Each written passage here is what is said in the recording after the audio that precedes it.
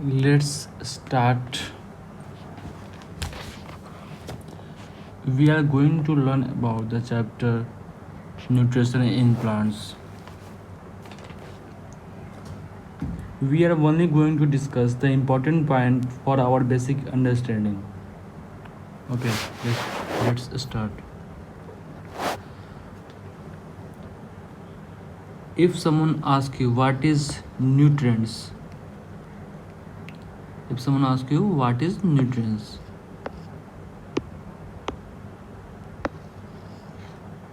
nutrients meaning is पोषक तत्व. What? पोषक तत्व. Then you have to answer. Protein, fat, vitamin and minerals are components of food. यानी protein, fat, vitamin और mineral जो है वो क्या है? भोजन का अंग है. और इसी protein, fat, vitamin and mineral को क्या बोलते हैं? Nutrients. Okay, protein, fat, vitamin, minerals are called nutrients. Then the further question arises, what is nutrition? Nutrition means पोषण. Okay, so carbohydrate, protein, fat, vitamin is what? Is components of food. Then the nutrition means the mode of taking food by an organism and its utilization by the body. यानी भोजन लेने के माध्यम और उसके उपयोग को हम न्यूट्रिशन यानी पोषण कहते हैं. और फूड में क्या है? अगर हम कहीं भी फूड बोल रहे हैं, food means protein, fat, carbohydrate, protein, fat, vitamin and minerals. Okay.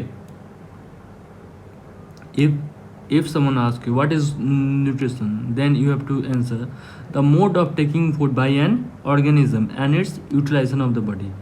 भोजन लेने के माध्यम और उसके उपयोग को पोषण कहते हैं. ठीक है. Then what is autotrophic or autotrophs? Organism which make food by themselves are called autotrophs. जो जीव जंतु या जो भी ऑर्गेनिज्म है जो खुद से खाना बनाते हैं उसे क्या बोलते हैं? ऑटोट्रॉप्स.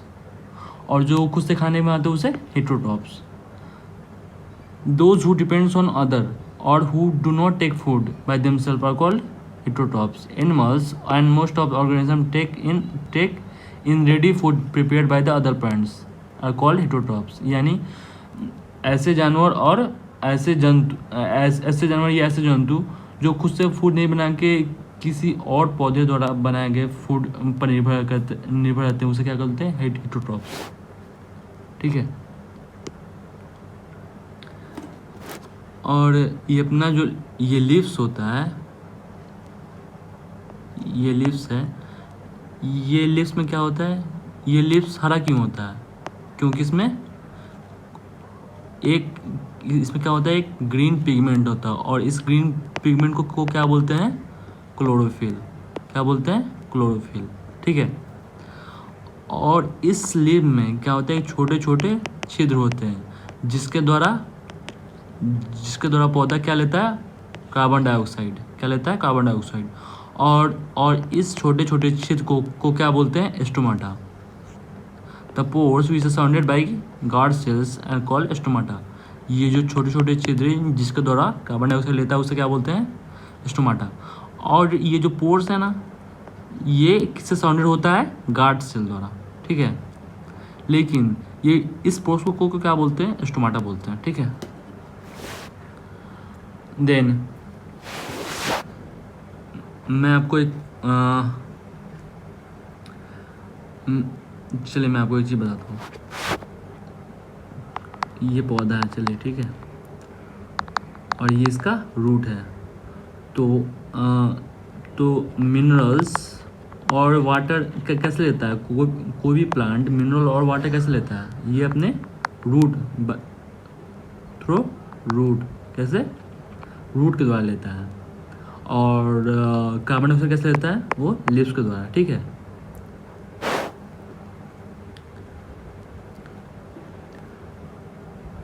ये क्लोरोफिल है, ये क्लोरोफिल वो क्या करता है? वो हेल्प करता है क्या? कैप्चर, जो सनलाइट से जो एनर्जी आती है उसको कैप्चर करने में ये क्लोरोफिल मदद करता है, ठीक है।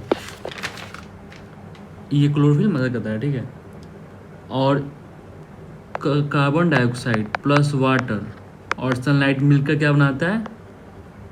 भोजन बनाते हैं।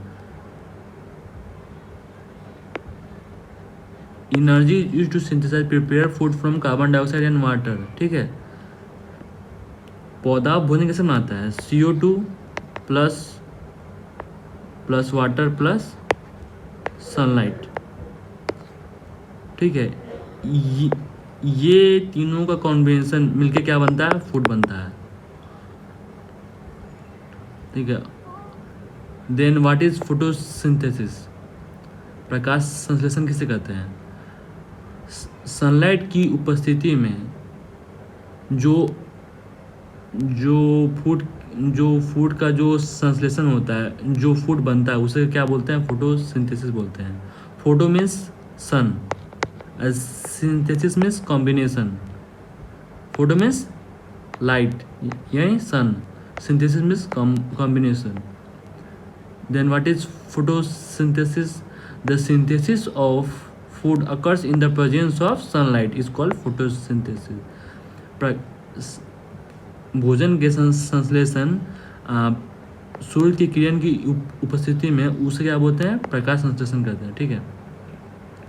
अब चलिए,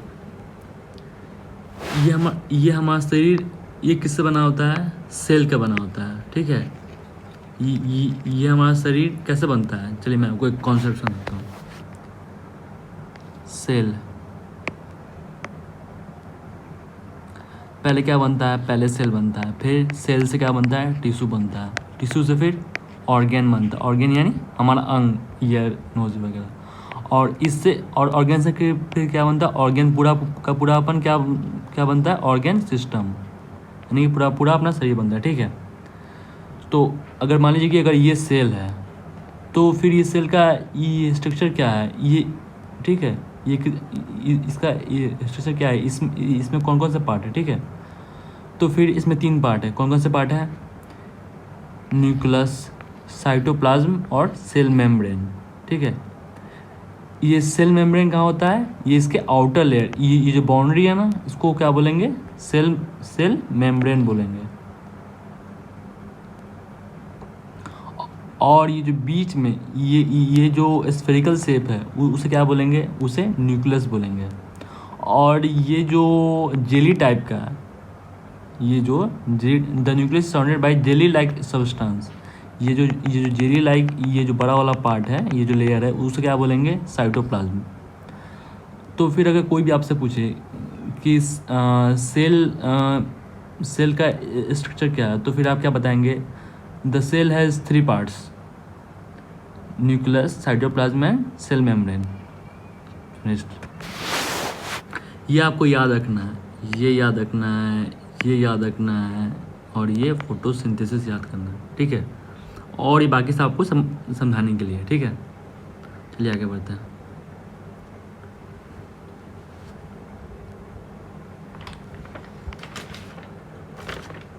आप क्या पढ़ेंगे? आपको मालूम है एल्गे क्या होता है? जब आप कहीं भी देखते होंगे, कहीं भी अगर पानी अगर स्थित है किसी भी जगह पे, तो वहाँ पे हरे रंग का वहाँ पे ग्रीन पैसेज हो जाता है। आप देखे होंगे बहुत सारी जगह पे कि ना कि साइड में ग्रीन पैसेज उपस्थित होता है। उसे क्या बोलते हैं? काई बोलते हैं। उसे हिंदी में क्या बोलते हैं? काई। और उसे इंग्लिश में क्या बोलते हैं? Algae. Green passages in ponds or in other stagnant water bodies. These are generally found by the growth of organism. ठीक है। हरे रंग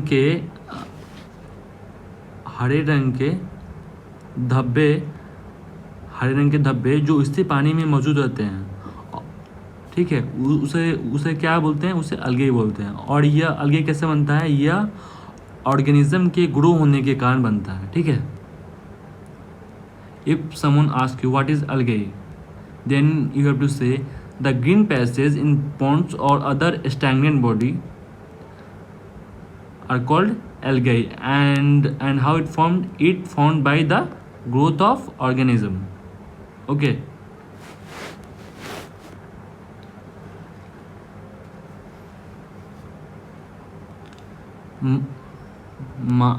मानव यानी ह्यूमन और animal such plants, human and animal such plants depend on food produced by other plants. मानव और जानवर के जैसे कुछ और पौधे भी होते हैं जो किसी और पर निर्भर रहते हैं, उसे क्या बोलते हैं, हेटरोट्रॉप्स। ठीक है, जैसे कि आपका कैक्टस, जो कैक्टस देखे हैं, जो कैक्टस होता है उसमें इनोक्यूला होता है। ठीक है, प्लांट इज कॉल्ड कैक्टस। और यह कैसे फूड टेक करता है, ये इसके ऊपर कोई और पौधा जब चढ़ता है, ठीक है, ये इसके ऊपर कोई और पौधा चढ़ता है तो इस पौधे द्वारा बनाया भोजन को यह कैक्टस लेता है। ठीक है, टेक करता है। और जिस पे यह पौधा चढ़ता है उसे क्या बोलते हैं, होस्ट, यानी कैक्टस आपका होस्ट हो गया। ठीक है, क्योंकि कैक्टस पे ये दूसरा प्लांट चढ़ रहा है, और ठीक है, लेकिन और फिर ये कैक्टस और क्या है, और हेटरोट्रॉप्स है, क्योंकि यह खुद से खाने बना रहा है। यह जो दूसरा पौधा इस पे जो चढ़ रहा है उससे वो खाना टेक कर रहा है। और कैक्टस क्या है, कैक्टस परजीवी भी है।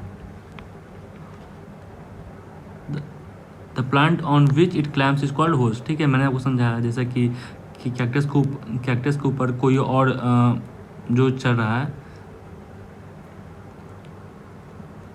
कैक्टस के ऊपर कोई और प्लांट चल रहा है, तो फिर इस कैक्टस को क्या बोलेंगे, होस्ट बोलेंगे। और इसे पैरासाइट भी बोलते हैं। क्योंकि ये दूसरे पर निर्भर करता है। ठीक है,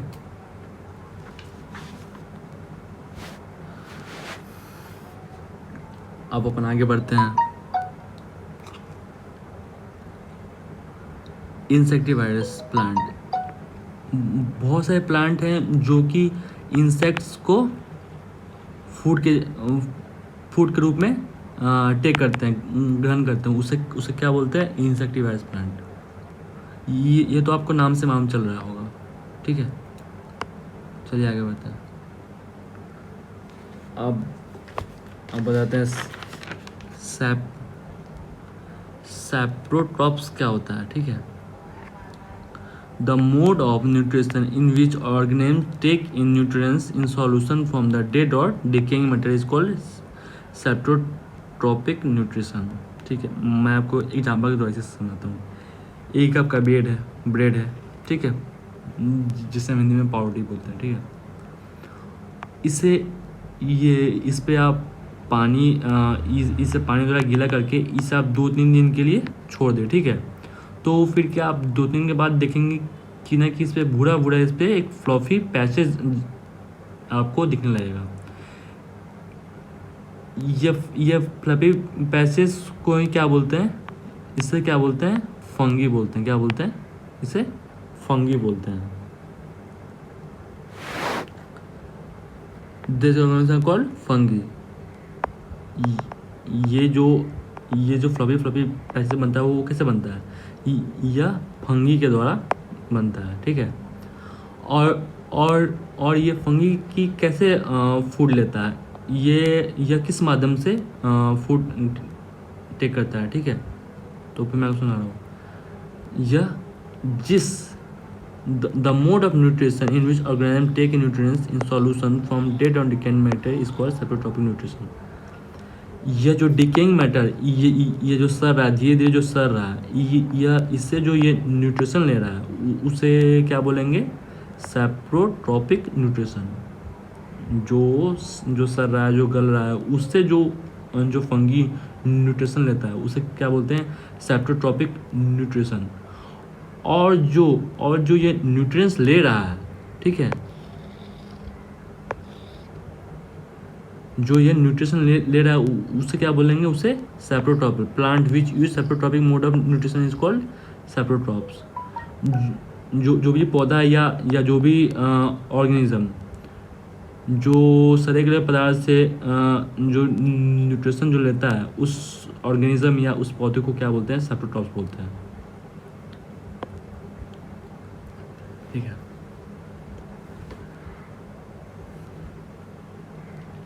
अब आपका आता है सिम्बियोटिक रिलेशनशिप। क्या आता है आपका? Symbiotic relationship. तो symbiotic, some organism live together and share shelter and nutrients. कुछ जो जीव होते हैं वो क्या होते हैं? साथ में रहते हैं और जहाँ पे वो साथ में रहते हैं और साथ में वो पोषण भी, ये जो पोषक तत्व है वो भी लेते हैं। उसे क्या बोलते हैं? Symbiotic relationship. ऐसे ऑर्गेनिज्म जो साथ में रहते हैं और जो साथ में न्यूट्रिएंट्स या फूड जो शेयर करते हैं उसे क्या बोलते हैं? सिम्बियोटिक। उसे सिम्बोसिस बोलते हैं। उसे क्या बोलते हैं? सिम्बोसिस। और उस रिलेशनशिप यानी साथ में रहने और साथ में फूड शेयर करने वाले संबंध को क्या बोलते हैं? Symbiotic relationship. यानी ये एग्जाम्पल के तौर पे, यानी हम और आप रह रहे हैं और फिर कुछ और लोग रहे हैं। हम लोग जब एक ही जगह पे शेल्टर, यानी कि हम लोग घर शेयर कर रहे हैं, हम लोग खाना शेयर करते हैं, तो फिर हम लोग को क्या बोलेंगे? सिम्बोसिस बोलेंगे। और इस संबंध को क्या बोलेंगे? इसे सिम्बियोटिक रिलेशनशिप बोलेंगे। ठीक है। अब आपका आता है लीचेन। ठीक है। तो लीचेन किसे बोलेंगे? What is lichen?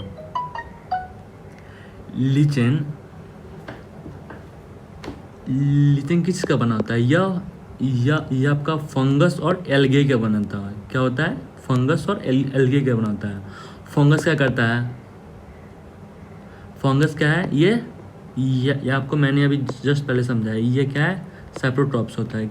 क्योंकि यह डिकेइंग, ये जो सर रहा है, जो गल रहा है, उससे क्या लेता है?